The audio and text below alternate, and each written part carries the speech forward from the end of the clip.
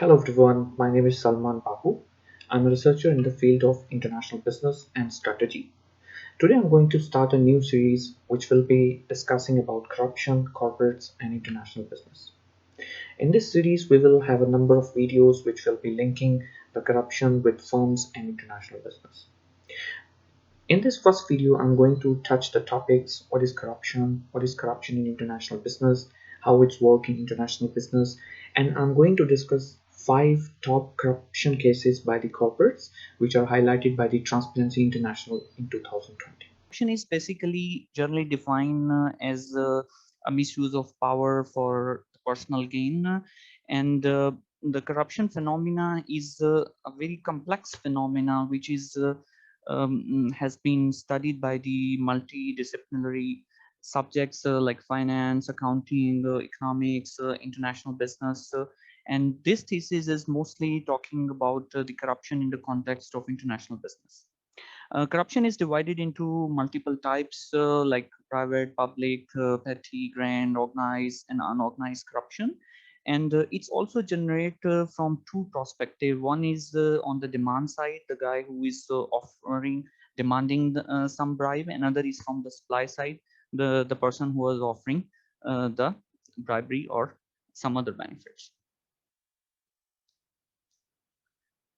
Um, as this phenomena is very complex, so it is always a challenge to analyze the corruption at the firm level, also at the country level. So some important country level indexes are available by some organization, including and one of the most famous and most used index available in the literature is given by the Transparency International.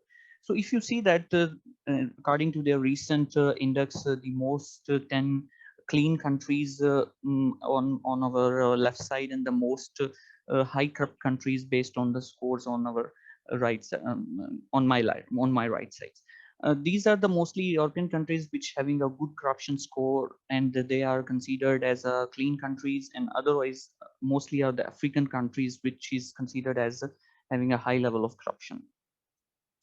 But important thing is that here, according to the recent report of Transparency International, even these countries are clean and top performers in terms of index, but still there is a room to improve further, and that's why they highlighted the different issues, some bank scandals in different countries, and some laws and other type of issues recently.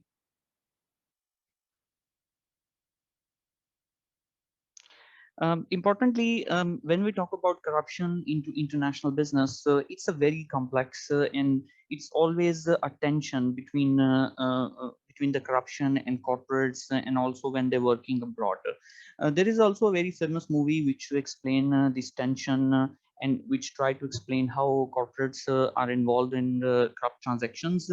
And the managers who are working in the host countries, here I mean to say the host country means the when they go, for example, one Norwegian firm or one Chinese firm goes to work in Africa or in Asian countries, the manager who is working in Africa or some Asian country, they are considered to be as the host country manager.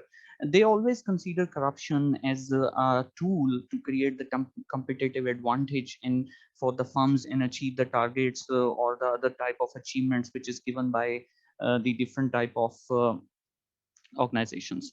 So now, before moving to the top cases which are highlighted by the Transparency recent report regarding top cases identified in 2020 where the corruption is linked with the corporates, let's have a look on the movie Serena, which talk about the tension between corruption and international business. Let's see the movie.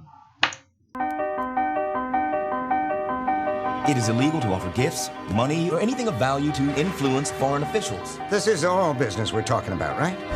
You've just visited what could be the most profitable corporation in America. Provided the government approves the merger. Provided there's still chaos in the Middle East. Corruption? Corruption is our protection.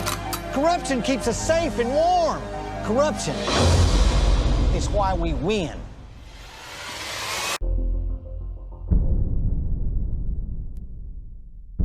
Which is given by the different type of organizations.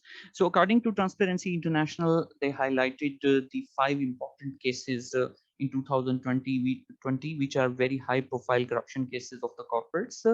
And they think that due to the corruption of these private companies, the countries who are performing very low and facing the corruption, the private companies of the top clean countries is one of the main reasons.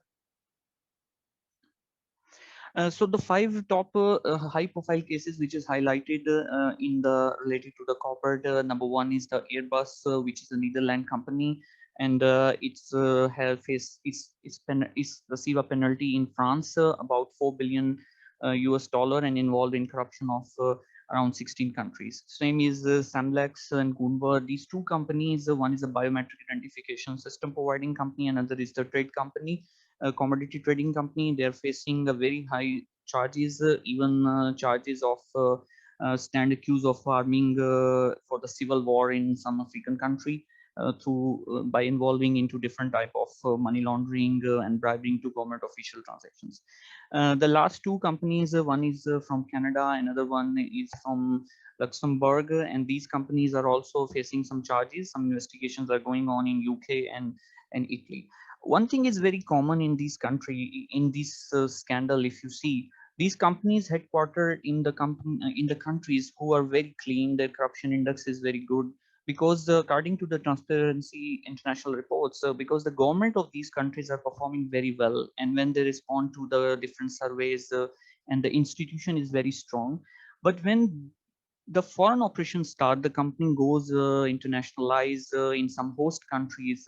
For example, the Airbus company host subsidiary was working in France, and they involved with the corruption with 16 countries.